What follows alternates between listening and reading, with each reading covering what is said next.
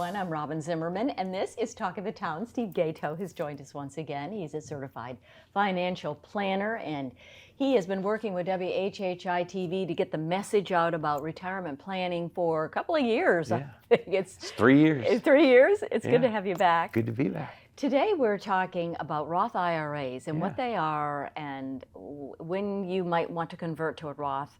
So let's just start back at the basics, Steve. Yeah, Roth IRAs are a great way to deal with a lot of the situations that are going on right now.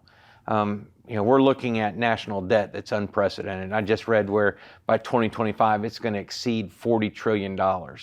And so that means that all of the money that is going to be subject to taxes, you need to be real intentional about it. And so transferring, converting money from a regular IRA, a 401k, 457 plan into a Roth IRA makes sense for two reasons. One, taxes are going to go up.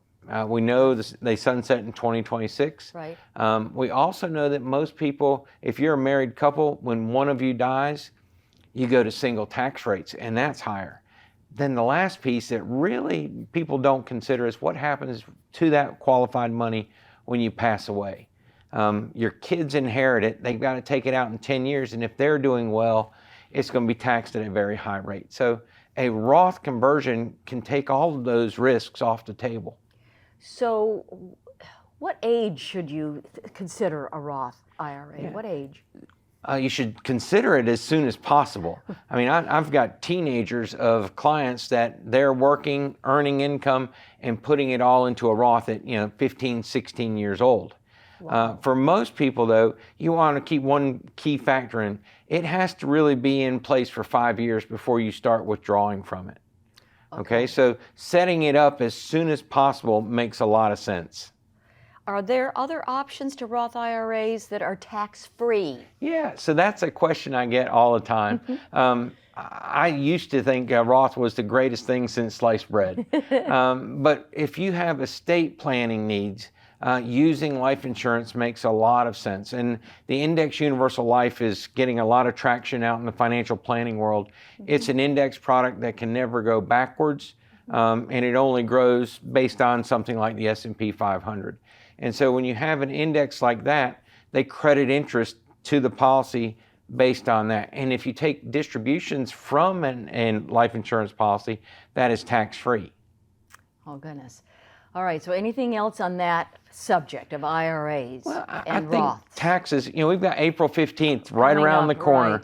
right. And so it's a good time to stop and look at what you can do. And I offer a free service for anybody to have an evaluation of where you stand tax-wise. Right. And then create a plan that helps you pay the least amount of taxes over your lifetime instead of in just 1 year. If you look at it from a micro view where you're looking at just this year, you're going to make some long-term challenges. You're going to create those problems down the road. Yeah, you talk a lot about, it's about those tax. It's not so much about what you're getting, but what you're going to give to the government. Yeah. And so that's so critical to understand that.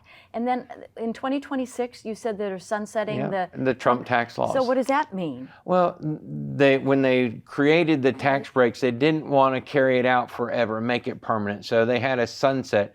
So they actually go back to the old rates, which were higher, and the brackets were more compressed, so people stepped up quicker. And so the average person is going to look at about a 30% increase in taxes in 2026 if nothing is done. And I was doing a seminar not long ago, and they said, well, if Trump gets in, what's that going to do? I said, well, it's going to delay it for 4 years because the problem still exists. Right. And you've got to deal with that. The other piece that's real important when you start looking at taxes is how and when you pay them. And there's a strategic way that can make your money last longer if you know those correct ways to position your assets and take income. Very good.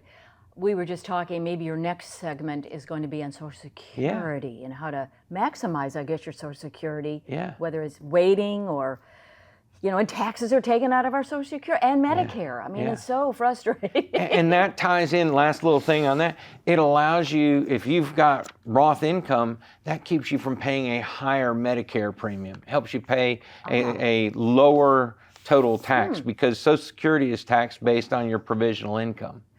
Steve, how did you get so smart? I don't know about that. It's my wife. Thank you so much. It's always good to have you on the program with these great tips and advice for our future. Thanks, Steve.